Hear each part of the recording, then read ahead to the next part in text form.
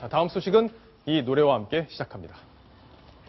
당신은 사랑받기 위해 태어난 사람, 당신의 삶 속에서 그 사랑받고 있지요. 자, 당신은 사랑받기 위해 태어난 사람인데, 자, 지금 가슴 아픈 얘기가 계속 들려오고 있습니다. 자, 어떤 이야기인지 순위 먼저 확인합니다.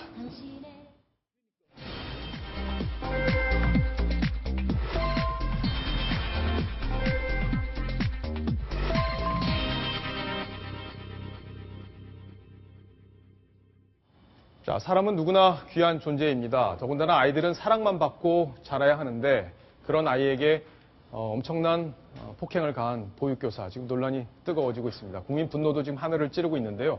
어젯밤에 추가로 CCTV 영상이 공개가 됐습니다. 어떤 이야기인지 이번에도 이동영 차장과 함께 자세히 알아보겠습니다. 이 차장. 네. 자, 지금 추가 폭행 혐의 또 드러난 게 있죠. 예, 경찰이 CCTV 화면을 더 확보를 해서 분석을 시작을 했는데요. 예. 24일치를 추가로 확보해서 불과 5일치만 최종적으로 확인을 해봤는데요.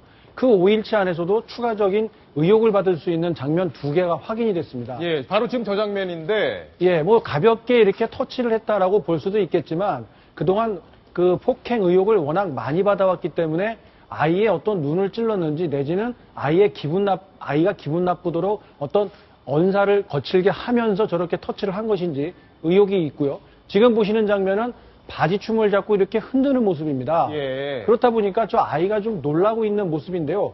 옷을 입혀주는 장면이다라고 본인은 주장을 했다고 하는데 사실 이렇게 내 아들, 딸처럼 아주 귀엽게, 귀하게 다루고 있지는 않지 않습니까? 그렇기 때문에 저 장면까지도 지금 추가적인 학대 아니냐 이런 의혹을 받고 있습니다. 예.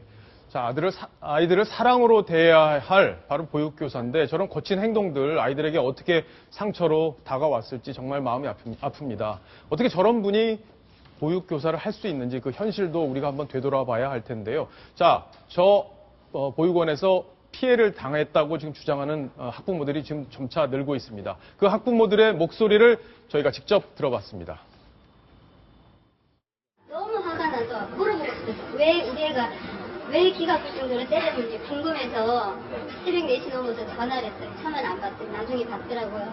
나 누구 엄마라고 그랬더니 죄송합니다 얘기하더라고요. 그래서 제가 그때 왜 그랬냐 그랬더니 자기 그런 적 없다고. 자기는 그 피해자 애만 그렇게 정신이 나가서 때렸던 거지 자네들은 손금만 서서 건드린 적이 없다. 그러면서 저보고 협박을 하는 거예요.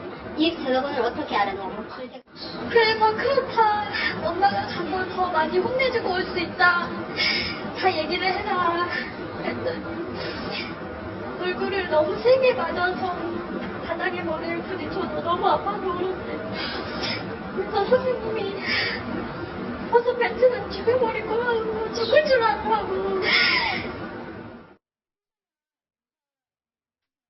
자, 저희가 김치만 뱉어서 문제가 된 건 줄 알았더니 다른 학부모가 또 맞았다는 지금 증언을 하고 있는데 박성원 논설위원. 네. 자, 지금 애가 버섯을 뱉었다고 해서 네. 얼굴을 저렇게 때렸다는 거 좀 잘 믿기지도 않는 얘기인데. 네. 자, 이거 어떻게 봐야 됩니까?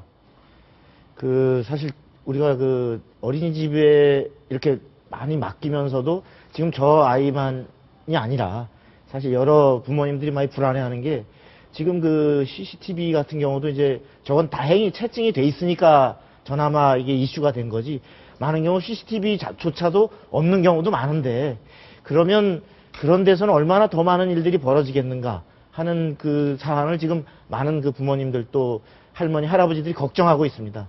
이 유치원이든 또 어린이집이든 자기 자녀라면 저렇게 과연 할 수 있겠는가 하는 그 양심에만 맡길 일이 아니라 제도적으로 철저하게 감시가 될 수 있고 또 그 체크가 돼서 저런 것들이 그 미연에 방지될 수 있는 이러한 그 당국의 조치가 있어야 되는데 지금까지 정부는 그 무상보육의 확대에만 치중해왔지 실질적으로 학부모들이 어떤 것들을 걱정하고 또 어떤 것들이 실제로 피해로 이루어지고 있는지에 대해서 정말 구체적인 그 관리 감독을 제대로 못해온 우선 정부와 관계 당국들에게 책임을 좀 물어야 하지 않을까 싶습니다. 예. 자, 김민지 기자. 네. 일단 송도에서 지금 화난 어머니들이 시위를 하고 있다고 해요. 네. 그 내용도 먼저 소개를 좀 해주시죠. 네, 일단 모든 CCTV를 본 모든 국민이 지금 분노로 들끓고 있습니다. 해당 지역의 학부모들은요, 해당 아파트 단지에서 1인 시위를 할 정도로 이렇게 다 같이 공분을 이렇게 표출하고 있는 건데요.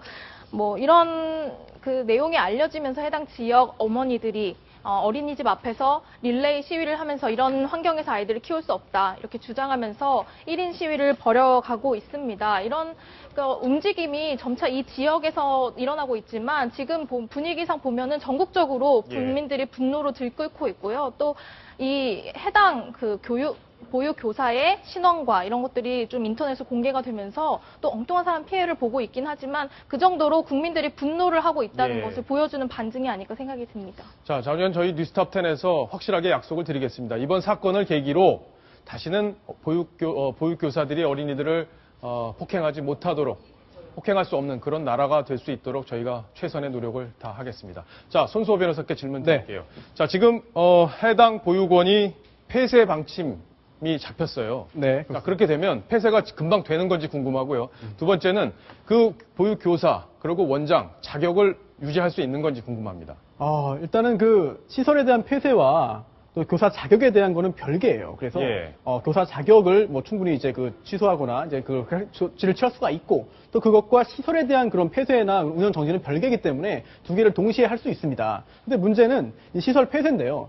이 시설 폐쇄라는 거는 굉장히 가장 강력한 조치거든요. 그래서 유죄의 확정 판결이 있어야만 가능하거든요. 따라서 지금 당장 하기는 좀 너무 이르고요. 따라서 일단은 그 어린이집의 운영부터 정지해 놓은 상태에서 앞으로 이제 형사처벌 받는 것을 봐서 앞으로 이제 추가적으로 이제 시설 폐쇄까지 갈 것으로 보이는데요.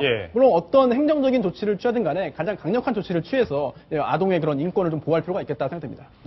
저희가 괴물교사라는 표현을 썼는데 아마 그 주먹을 날리는 장면을 보면 이런 표현을 안 쓸 수가 없습니다. 자, 어떤 처벌을 받는지 궁금한데요. 자, 변호사께서 이걸 잠깐 설명을 또 해주시죠. 네. 사실 이번에 때린 행위가 저도 놀랐는데 정말 날아가지 않습니까? 그게 일단 상해죄 가능성도 있지만 일단 학대죄라고 가정하고요. 형법상의 학대죄는 2년 이하의 징역 또는 500만 원 이하의 벌금이에요. 그런데 아동복지법에는 아동학대죄가 따로 특별히 있습니다. 그래서 5년 이하의 징역 또는 3천만 원 이하의 벌금이고요.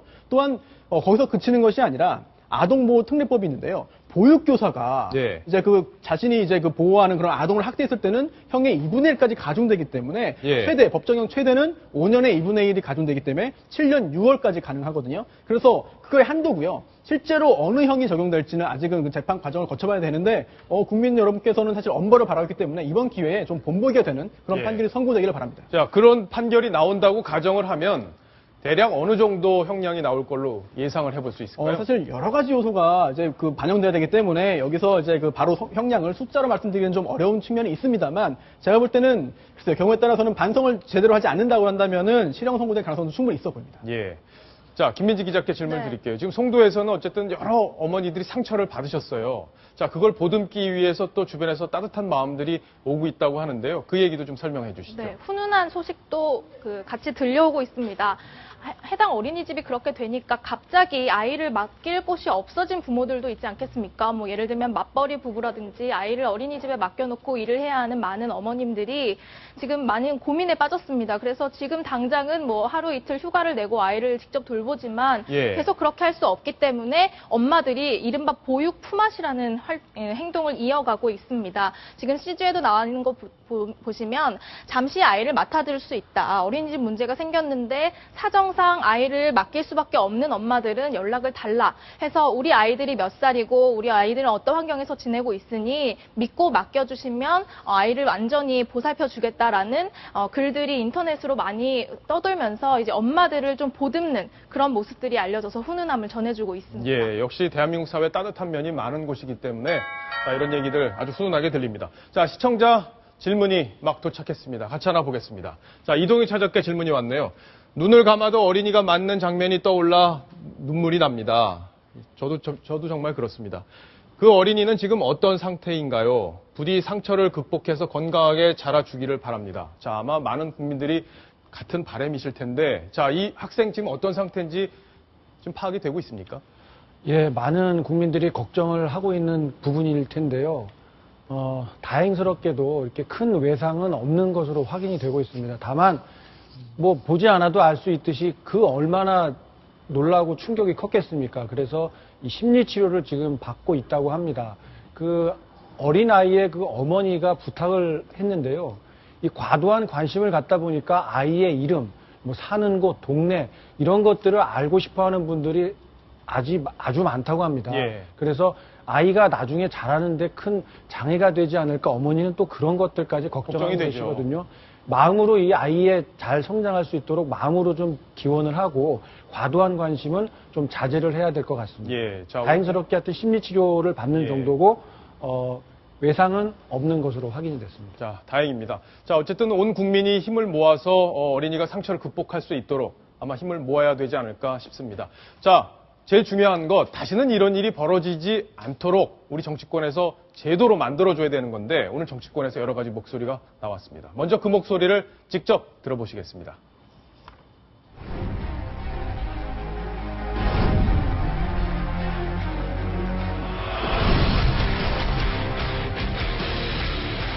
세월호 참사 이후 최고의 충격이라고 저는 생각을 합니다. 철저한 진상 파악과 책임 규명이 반드시 있어야 합니다.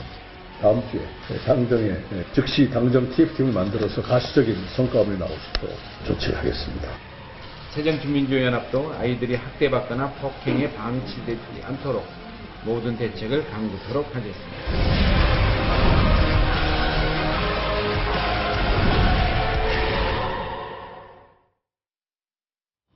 자, 과연 뿌리 뽑을 수 있을까? 우리 국민들이 가장 궁금해하는 부분입니다.